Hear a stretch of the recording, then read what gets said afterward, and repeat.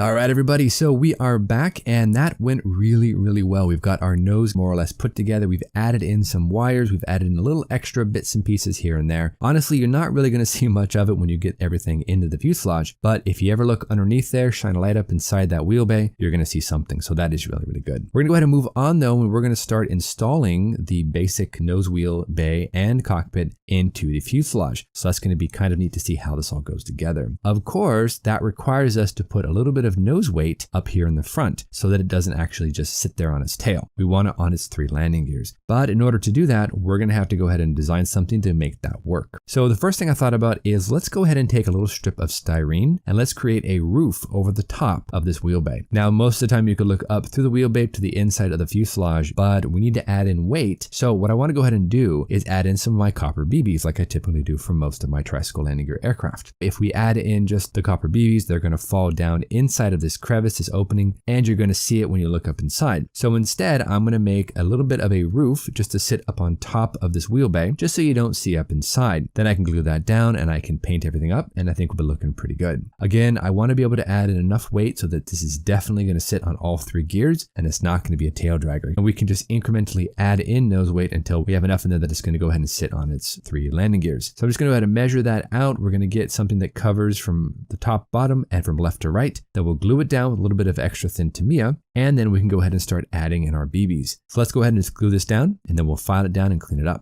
So we have this all nicely attached. We have glued it down. I'm using some jeweler files and a hobby knife to go ahead and just kind of trim off the edges so that we don't have anything overlapping that's going to interfere with the subassembly and the fuselage. I want to make sure that we can get the fuselage buttoned up together. And if we have just even a little bit of a fraction of plastic that's going to go ahead and kick that nose bay out, it's going to throw off the entire alignment. Now, as you can see though, once I get this all glued down, we can just take these little copper BBs and just pour them right down inside. That's going to then build up and give us enough weight so it won't sit on its tail. It'll go ahead and sit on its 3 gears. But I'm not going to add it just yet. We have enough room to pour them in after the fuselage is buttoned up. So let's go ahead and move over now, and let's go ahead and get this all nicely installed and closed up. So first things I will have to go ahead and do is we're going to glue in the cockpit first, and that of course includes the subassembly of the nose wheel bay as you've seen. So let's just go ahead and take a little bit of extra thin Tamiya. We're going to glue everything together. The fit on this kit so far has been excellent. I haven't noticed any issues yet. We have a lot more to install and to actually, glue together, but so far it has been very, very easy to build. It's been a great model. Now what we're going to do though is make sure that after all of these areas are nicely glued together, we're going to first time here be able to test fit the 2 fuselage halves together, and we'll see how they line up. I haven't heard of any issues, so I'm hopeful this is actually going to be super smooth, but let's go ahead and glue this down and let's test it out and see what happens. All right, so we have our cockpit and our front nose gear bay all nicely glued in to the fuselage. Let's go ahead and check the fit for the other half, and let's just see what this looks like. Okay.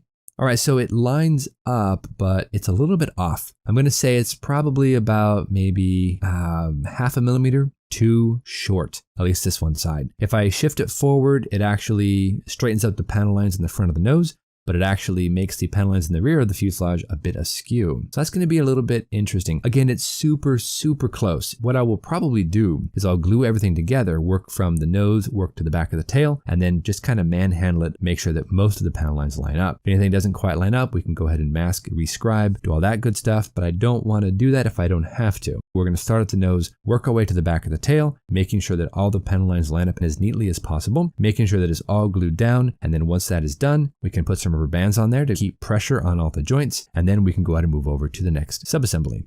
So now I have the entire fuselage nicely glued together, and I'm just using a couple of rubber bands around strategic areas. The nice thing about the Tamiya Extra Thin is it usually bonds pretty easily and very rapidly. So this is going to be great. We have enough pressure holding the fuselage halves together. We have glue on both sides. Everything is nicely pressed closed. Now, while the fuselage is off camera drying, we're going to go ahead and turn our attention over to the wings. I want to go ahead and work on the wheelbays. Now, I need to go ahead and look at some references because I think the wheelbays, even though they look really nice, they are lacking a little bit of detail. So what I want to go ahead and do is add in whatever I can to make it look a little bit more lived in, a little bit more action-packed. So I've got the references here, and I can already tell we're missing a couple of things. There's a couple of cables here and there that we do need to add in there. And we have some missing areas that are actually drilled out on the airplane that are not drilled out here in the model. So I'm going to go ahead and try something a little risky. We're going to go ahead and try to drill out certain areas there on the front facing wall of the wheel bay. I'm not sure how this is going to work, guys. I'm a little bit worried about doing it, but I think we can get this done. Let's go ahead and jump into that time lapse, work on the wheelbase, do some scratch building, do some additions of wires and whatnot, and get this thing looking awesome. Fingers crossed, it's an improvement. So let's go ahead and keep on having fun, guys. Let's see what we can do. Get out that pencil, start doing some marking.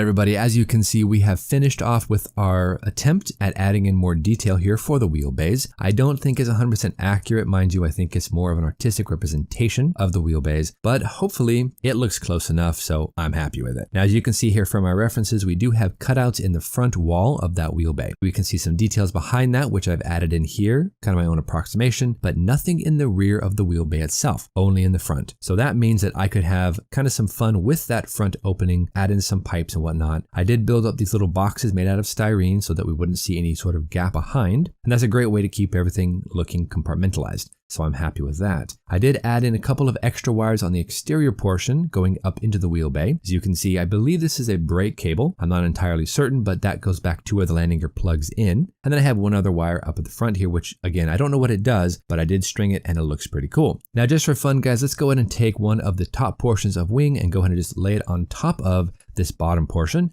And let's see how it fits. Yeah, looks good. Plus, it goes ahead and hides off any of the areas that may be considered an open void here for these little extensions that I built. I did also drill out the gun ports, but those might have to be cleaned up just a little bit. And we have to come back in and add in the front intakes as well. A little bit of a shorter episode this time, but we have lots more to do, guys. So tune in next time for episode number 5 of our P400. And until then, you know the drill. Go out there and get yourself some bench time, have some fun, build something cool. And we'll see you back here on the next episode, guys, for more Edward fun here on our P400 on Military Mondays. Thanks so much for watching, guys. Take care, and we'll see you soon.